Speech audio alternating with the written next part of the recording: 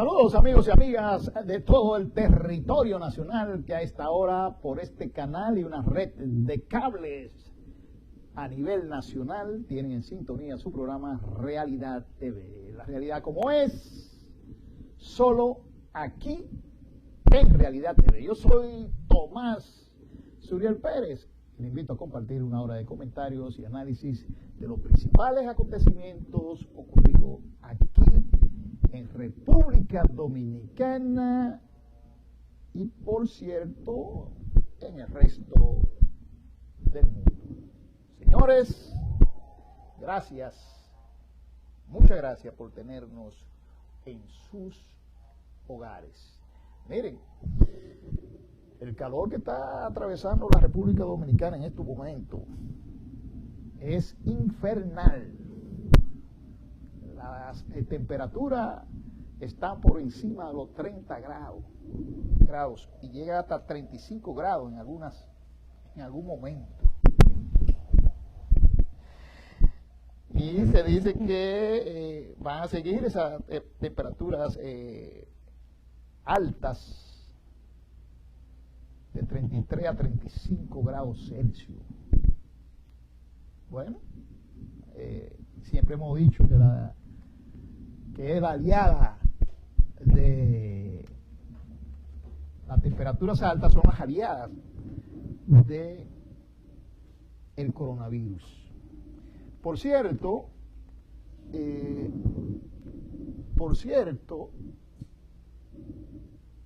un fenómeno atmosférico está afectando en estos momentos al Caribe y Centroamérica. Se trata del llamado polvo de Sahara, señores. El polvo de Sahara ha llegado a nuestro territorio y ha afectado considerablemente, de tal manera que el polvo de Sahara ha colocado al país bajo el cielo nuboso. Y dice meteorología que a partir de este jueves y del viernes, esos polvos empezarán a disminuir porque tenemos una tormenta, una vaguada, una onda tropical, que va a ocasionar lluvias que van a hacer que esos polvos desaparezcan o que disminuyan. De manera que estamos bajo los efectos del llamado polvo de Sahara. Y nada más nos faltaba eso, señores, porque ya tenemos el coronavirus que afecta la respiración de la persona, ¿verdad? Y ahora tenemos el polvo de Sahara que también afecta la respiración de las personas. Por lo tanto, aquellos que son asmáticos, que tienen problemas respiratorios, pues se les recomienda que tomen todas las medidas del lugar a fin de que preserven su salud. Pero así es que anda el asunto del polvo de Sahara. Ese polvo de Sahara viene de África, señores, de África. Y entra por la parte este de las Antillas y afectó pues a San Martín, por ejemplo, considerablemente, todas esas islas, de esa zona por ahí, afectó también a Puerto Rico y nos está afectando a nosotros y sigue para Centroamérica. Así que ahí está el llamado polvo de Sahara, que su afectación la hace siempre, todos los años, para esta época. Pues ahí lo tenemos. Además del coronavirus. Miren, hablando del coronavirus, de la pandemia COVID-19 que afecta al mundo, aquí salió un trabajo muy interesante en la prensa. Yo quiero que me cubra el título, por favor, señor director, de esa, para que los amigos televidentes se den cuenta de lo que queremos ahí, que cubre el título. Cubre el título y mira a ver si puede cubrir los rostros de esos magnates ahí. Ok. Óiganlo bien como lo dice. Los ultra ricos se enriquecen durante la pandemia. Ustedes están escuchando, amigos televidentes. Los ultra ricos se enriquecen durante la pandemia. En solo 3 meses, la riqueza de los multimillonarios de Estados Unidos se disparó más de 584 mil millones de dólares. ¿Me están escuchando? Repito. En los últimos 3 meses, esto es, los meses de la pandemia, COVID-19, de que apareció el COVID-19, la riqueza de los multimillonarios en Estados Unidos de América se disparó más de 584 mil millones de dólares, mientras que 45.5 millones de estadounidenses, 45 millones y medio de estadounidenses presentaron solicitud de desempleo, según un grupo independiente que hace ese tipo de investigación. Entonces, ¿estamos ante qué? Ante un mundo desigual. Mientras los pobres se empobrecen porque pierden sus empleos, pierden sus entradas, tienen que depender de una ayudita del gobierno, en este caso el gobierno norteamericano, los más ricos se hacen más ricos, más millonarios. Ahí, por ejemplo, tenemos a Jeff Bezos, que ha ganado 162.200 millones de dólares. Ese es el dueño de Amazon. Bill Gates, el millonario filántropo de Microsoft, 109.500.000. 109.500 millones de dólares. Warren Buffett, 71.500 millones. Larry Ellison, 69.000. Mark Zuckerberg de Facebook, 88.100 millones. Otro de Microsoft, Silverberg, 70.500. Larry Page de Google, 62.200 millones. 65.200 millones. Y Sergey Brin, 63.500 millones también de Google. Es decir, que todos aquellos que están ligados a la tecnología han ganado millones y millones y millones de pesos. Y eso es un mundo totalmente desigual. Eso es solamente en Estados Unidos, ¿eh? Vayan ustedes a ver lo que ha pasado en China y en otras grandes potencias. Vaya usted a ver lo que ha pasado ahí.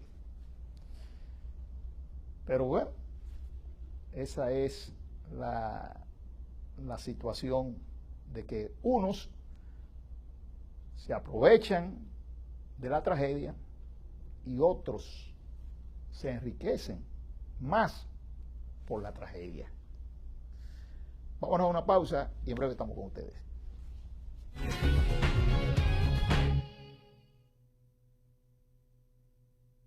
El país lleva más de 100 años de crisis eléctrica. El gobierno, decidido, ha puesto en marcha un plan integral de 3 ejes para dar una respuesta definitiva, produciendo más energía a bajo costo, modificando la matriz energética, reduciendo las pérdidas y realizando una eficiente gestión. Hacerlo con responsabilidad, transparencia y calidad requiere tiempo. La espera dará frutos, logrando eliminar el obstáculo que frena el desarrollo del país. Corporación Dominicana de Empresas Eléctricas Estatales, CDEE, hacia la solución definitiva. Desde el momento en que te planificas para viajar, un equipo técnico trabaja arduamente para que tengas un vuelo seguro. Mientras preparas tus maletas, vigilamos para que todos los procedimientos de navegación aérea estén listos de la manera más confiable. Antes que llegues al aeropuerto, nuestros técnicos dan los avisos, aprueban el plan de vuelo y coordinan la ruta para garantizar que llegue feliz a su destino. Durante tu chequeo, ya nos hemos asegurado que cada certificación, cada protocolo y cada norma aeronáutica haya sido cumplida. En el Instituto Dominicano de Aviación Civil trabajamos para supervisar y vigilar el cumplimiento de las normas internacionales sobre seguridad operacional de la aviación civil.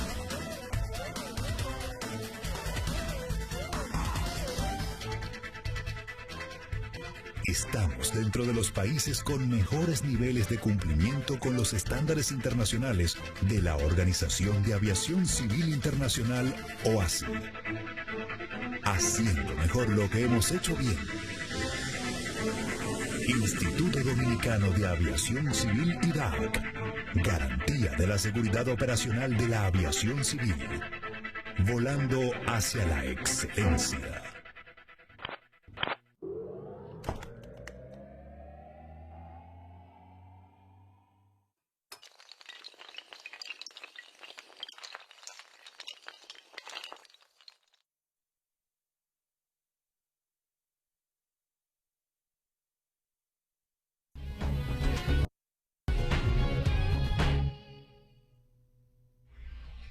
Bueno, señores, dice la Organización Panamericana de la Salud,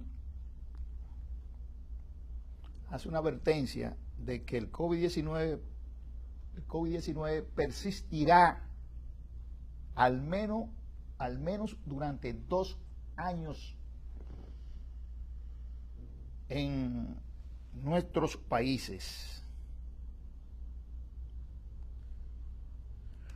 Dice que la cantidad de personas enfermas con el nuevo coronavirus en Latinoamérica se ha triplicado en el último mes, y si bien existen perspectivas para el desarrollo de una vacuna que pueda contener la pandemia, en los próximos 2 años habrá nuevos brotes, dice la Organización Panamericana de la Salud. Y agrega que el COVID-19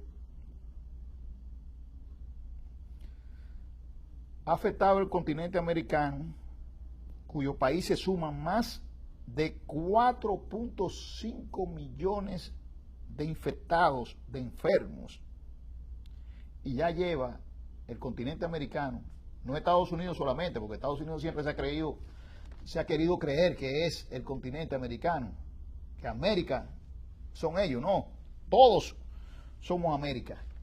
El continente americano lleva ya 4.500.000 enfermos o infectados del COVID-19 y 2.600 muertos. 2.600 muertos. Siendo pionero en el continente americano, los Estados Unidos, con más de 122.000 muertos, y Brasil, que lleva ya 54.000.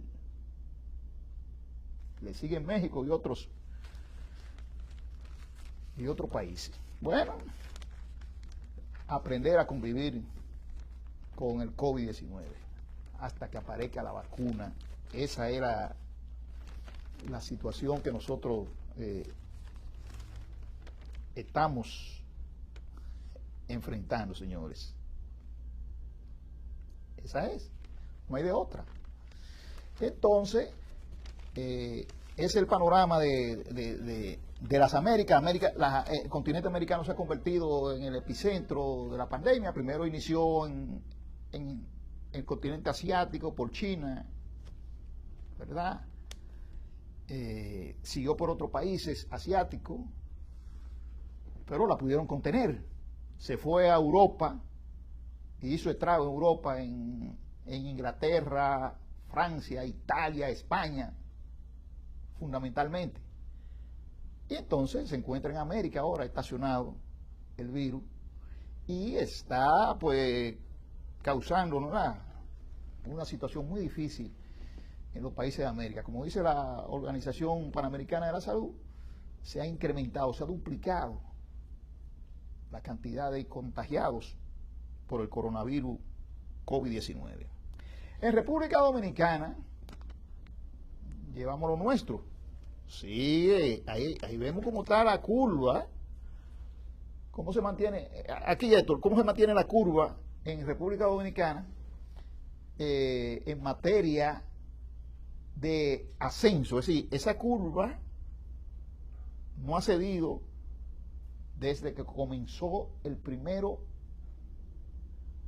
de marzo. Ahí está. Ya llevamos más de 29.000 infectados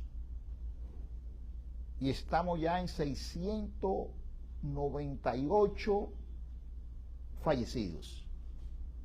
Aquí en la República Dominicana. 698 fallecidos. Siempre he dicho, ustedes lo recordarán, amigos y amigas televidentes, siempre he dicho que cuando vayamos a evaluar el desempeño del país por la pandemia, lo tendremos que hacer en comparación con los países similares a la República Dominicana. Yo creo que nosotros estamos liderando, en infectados y en fallecidos a esos países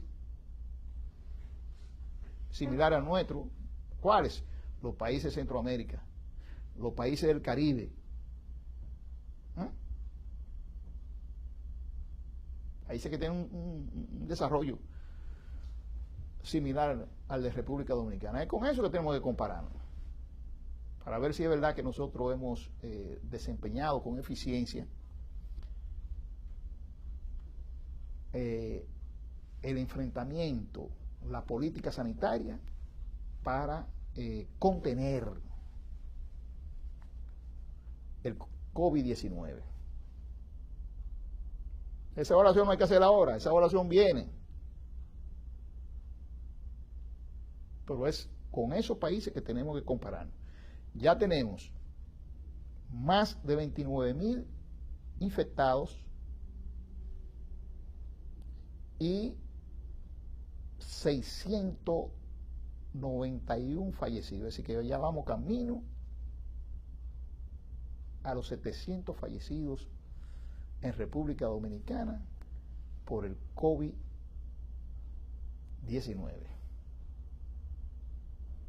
Una cifra considerable. Es verdad que otras epidemias han causado incluso tal vez más muertes en el país que esta, pero óyeme, en 3 meses que se ha producido toda esa situación, en 3 meses. Y bueno, ¿qué podríamos decir? ¿Qué podemos decir de esta epidemia? Bueno, que sigamos adoptando las medidas de prevención, de usar la mascarilla, que dicen ya las autoridades que se hace obligatoria y que se va a multar al ciudadano que ande sin mascarilla en las calles, aplicar el distanciamiento físico de una persona a otra, no aglomerarnos, en fin, adoptar todas esas medidas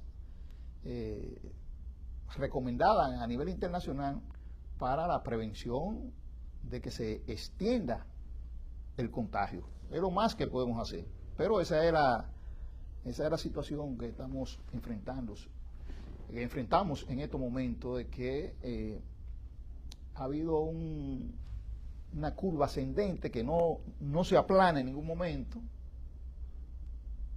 Ahora se están haciendo más pruebas que cuando debieron hacerse la prueba masivamente. Ahora se están aplicando cerca de 13.000 pruebas por día. Y claro, si se aplican 3.000 pruebas por día, van a aparecer más casos de contagio. Pero cuando se debió aplicar las pruebas masivas, apenas se aplicaban 800. Y llegó un momento que ustedes recordarán que para un ciudadano, cuando comenzó esto, 1 de marzo, la primera semana de marzo, para un ciudadano hacerse la prueba tenía que disponer de 4.000 pesos, lo que era imposible. Y se le dijo siempre a las autoridades, no, esas pruebas tienen que ser gratuitas y masivas para que se puedan detectar aquellos que están infectados y lo podamos aislar y someter a tratamiento para que no contagien a otra persona. Bueno, hubo un cambalache, como se dice popularmente, y las autoridades no atendieron ese reclamo, y cuando llegaron las pruebas no habían los reactivos para los laboratorios, había pocos laboratorios disponibles para hacer ese tipo de pruebas, en fin, que nos cogió el tiempo, fue avanzando la epidemia, nos cogió el tiempo en eso.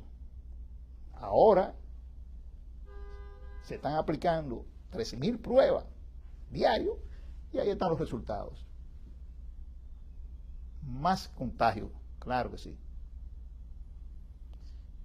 Y la tasa de mortalidad se ha mantenido 7 muertos prácticamente diarios, el promedio, mejor dicho, de mortalidad. 7 diarios en ese rango, menos de 10, pero no deja de ser importante. Así que no nos queda otra que someternos a la rigurosidad de la prevención. Mascarilla y distanciamiento físico de una persona a otra. Y mucha higiene.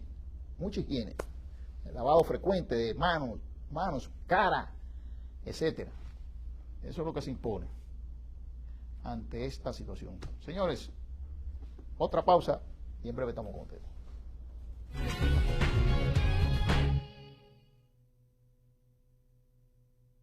El país lleva más de 100 años de crisis eléctrica. El gobierno, decidido, ha puesto en marcha un plan integral de 3 ejes para dar una respuesta definitiva, produciendo más energía a bajo costo, modificando la matriz energética, reduciendo las pérdidas y realizando una eficiente gestión.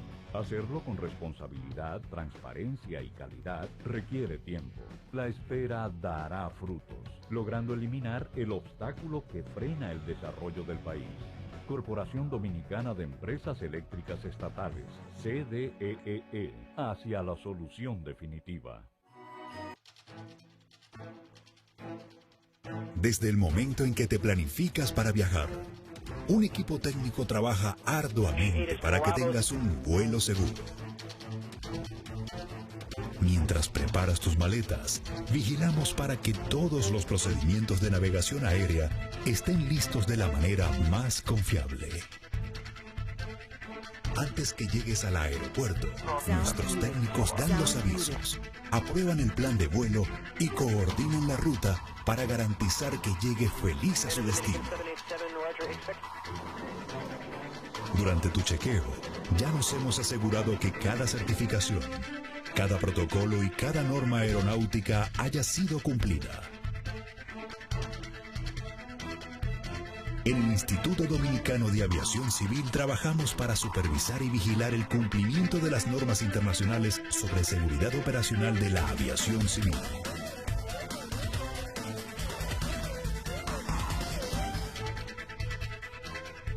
Estamos dentro de los países con mejores niveles de cumplimiento con los estándares internacionales de la Organización de Aviación Civil Internacional, OACI. Haciendo mejor lo que hemos hecho bien. Instituto Dominicano de Aviación Civil IDAC. Garantía de la seguridad operacional de la aviación civil. Volando hacia la excelencia.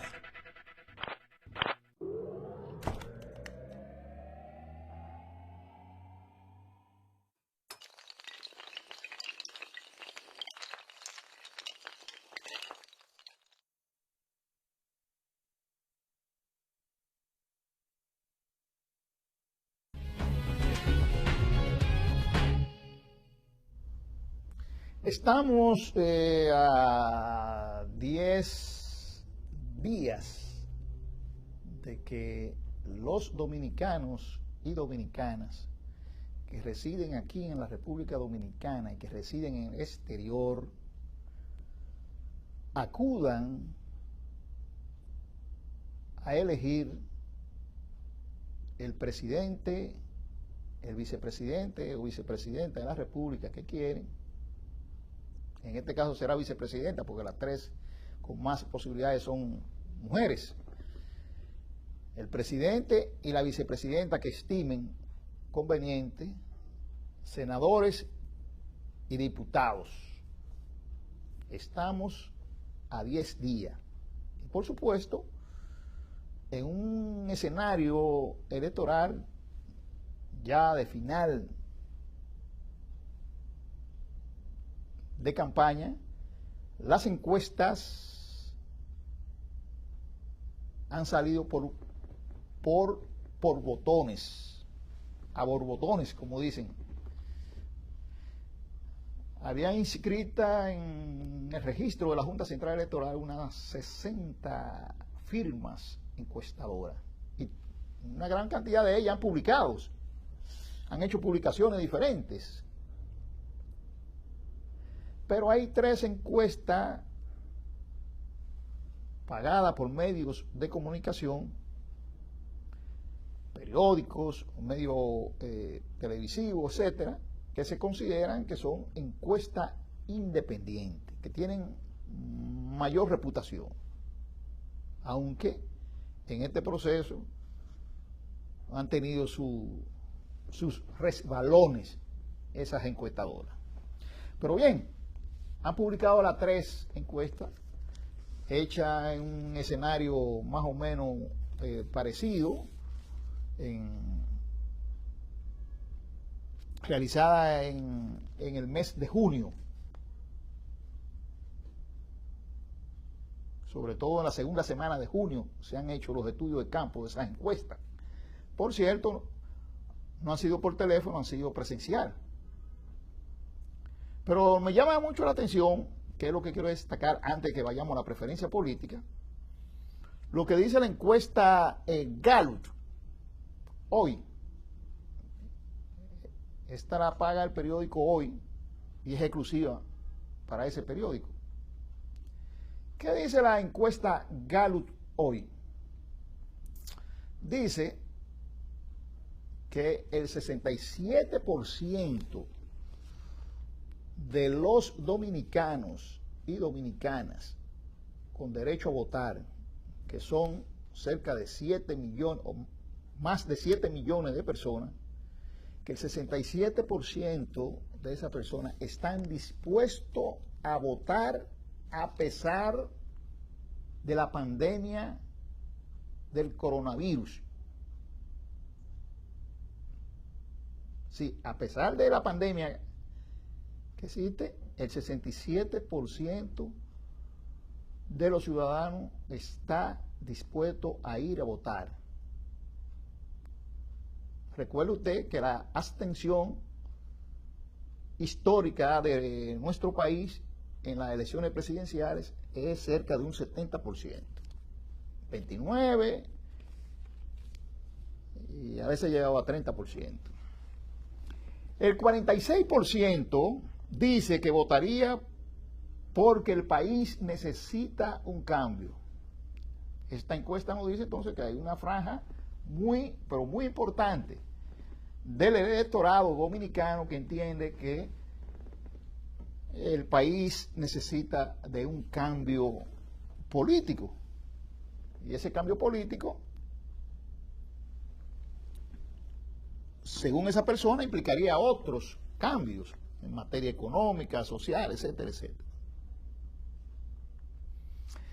El 50% afirma que su situación económica es muy negativa. Bueno, y ahora con esta pandemia más. El 70% tacha de muy mala la economía del país. Con esta parálisis económica que ha habido en el mundo y por supuesto en nuestro país, aún más. Y solo el 39% cree que la economía mejorará en un año. Bueno, así lo cree también el gobernador del Banco Central, que acaba de decir que la economía se va a recuperar lo más rápido posible. Que Dios lo escuche y que nos haga ese favor, que Papá Dios nos haga ese favor. Eso es lo que nos queda. Pues bien, vamos a ver entonces las 3 firmas encuestadoras que han publicado en esta semana. Estoy hablando de la Gallup, estoy hablando de la Greenberg y estoy hablando de la Marpen, ¿verdad? Gallup. Dice la Gallup que si las elecciones que van a tener un resultado que va a rondar el 53.7% para Luis Abinader, el 35.5% para Gonzalo Castillo y el 8.6% para Leonel Fernández. De manera que la Gallup dice que va a haber una salida en primera vuelta en esas elecciones que se van a celebrar el 5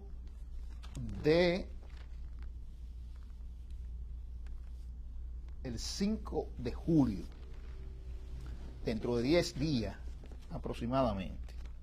Eso era Gallup, ¿verdad? Plantea un escenario de primera vuelta. Tenemos aquí la Greenberg, que patrocina el periódico Diario Libre. Esta la Gallup es del periódico Hoy. Greenberg. Dice la Greenberg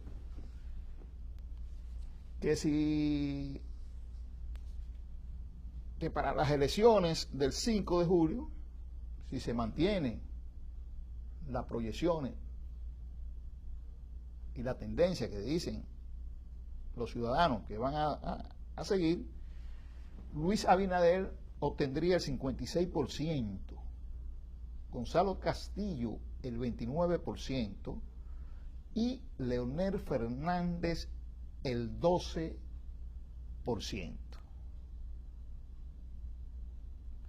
Igual que la Gallup, dice la Greenberg que el deseo de cambio es la motivación más fuerte de los votantes.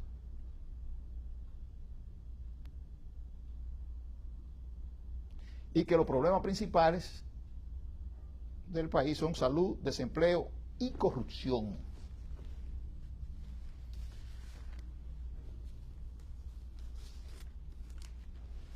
Entonces tenemos la encuesta Marpen. Esta encuesta, la Marpen, es patrocinada por el grupo SIN y dice que Luis Abinader logra un 47%, que Gonzalo Castillo logra un 35% y que Leonel Fernández obtiene un 11%.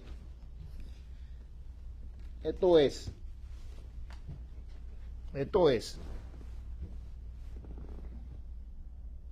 que esta encuesta plantea que no hay una salida en primera vuelta, aun cuando aclara que ese 47% que tiene Luis Abinader,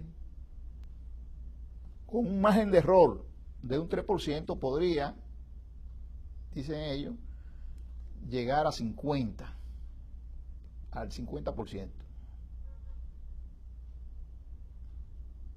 Podría sacar entre 44 a 50%, con el margen de error de un 3.1%. Es decir que tendría la posibilidad también de irse en primera vuelta. Y si van a una segunda vuelta, dice esta encuesta de Marpen, que Gonzalo Castillo tendría, si es el que va a la segunda vuelta, un 40%, y Luis Abinader un 54%.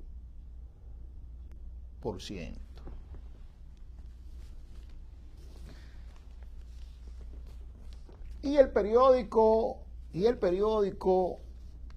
Listín Diario ha publicado una encuesta que no dice quién la paga o si ellos la suscriben como tal, pero ellos la han publicado cuando le dan primera plana porque le han dado importancia a esa encuesta. El periódico Listín Diario ha publicado esta encuesta Emervenka. Y esta encuesta dice que Luis Abinader tiene un 46%, que Gonzalo Castillo tiene un 41% y que Leonel Fernández tiene un 8%.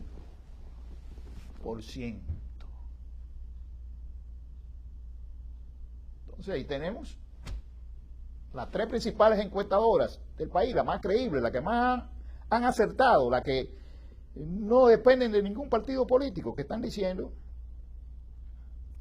cuál es el cuadro que hay. Dos de ellas dicen que hay salida en primera vuelta y una tercera que, aunque da a Luis Abinader muy arriba, pero no llega al 50%. Y esta última que publica Listín Diario, que dice que tampoco hay salida en primera vuelta. Vamos a escuchar al colega, al compañero de programa, a Julio César Santana, desde Puerto Rico, que va a hacer su análisis del fenómeno de las encuestas en el proceso electoral que seguimos. Adelante, señor director, con Julio César Santana. Saludos a los amigos televidentes de Realidad TV. Bueno, y en la República Dominicana la situación de la pandemia no ha sido un obstáculo para que las empresas encuestadoras vayan al mercado electoral a hacer investigaciones, a ver cómo está el pulso electoral a pocos días de las elecciones de la República Dominicana. Y si se emplea una buena muestra y una proporción en el dato, pues históricamente las encuestadoras han acertado en sus investigaciones o se han aproximado a los resultados finales de las elecciones. Hablo de proporción porque precisamente eso fue lo que hizo George Gallup, un periodista y matemático estadounidense que una mañana se paró frente a una granja y vio un saco lleno de grano, metió la mano y sacó 62 granos. Los contó y se dio cuenta que 42 de ellos eran granos blancos y 22 negros. Calculó y dijo, bueno, yo puedo llevar esta proporción para hacer investigaciones sociales. Solamente tengo que agregar, cuando vaya el pueblo a investigar, segmentar el terreno que voy a investigar. Dividir la persona por sexo, por raza y por estatus social. Y así nació la GAL, esa empresa de prestigio internacional que hoy encuesta en el mundo y en la República Dominicana. En estos momentos se han hecho varias encuestas en la República Dominicana y vamos a ver algunos resultados. Por ejemplo, la GAL encuestó desde el día 12 al 16 con una muestra de 1.498 personas. ¿Cuáles fueron sus hallazgos? Lo siguiente. El 53.7% de los encuestados dice que va a votar por Luis Abinader. 35.5% dice que va a votar por Gonzalo Castillo. Y 8.6% dice que va a votar por el expresidente Leonel Fernández. En ese mismo tiempo, es decir, en 4 días, se hizo esa encuesta conjuntamente con otra empresa que encuesta para el periódico Diario Libre, la encuestadora Greenberg. Greenberg tomó una muestra de 1.057 electores, aclarando que 664 de ellos, es decir, el 63%, eran personas de probable votante. ¿Cuáles fueron sus hallazgos? Bueno, Luis Abinader, 56%, Gonzalo Castillo, 29%, y el doctor Leonel Fernández tiene un 12%. Se ha ido notando que el doctor Leonel Fernández, en la medida que ha ido saliendo a la calle, ha ido teniendo una especie de un repunte en lo que tiene que ver con la aceptación.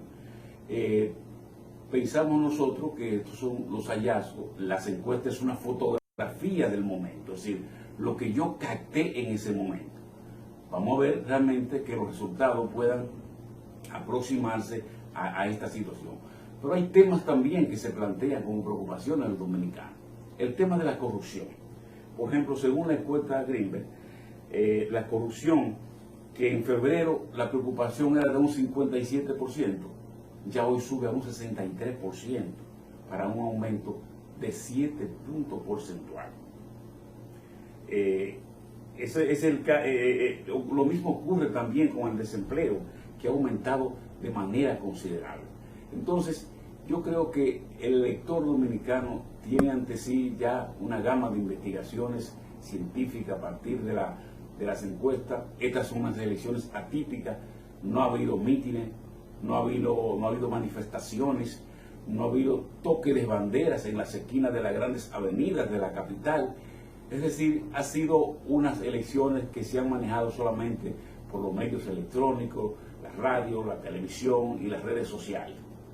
De manera que esperamos que estas investigaciones queden confirmadas en la encuesta más grande que se va a hacer el día 5 del país, porque ahí se van a encuestar 7.5 millones de dominicanos y dominicanas que van a decir quién va a dirigir los destinos de la República Dominicana.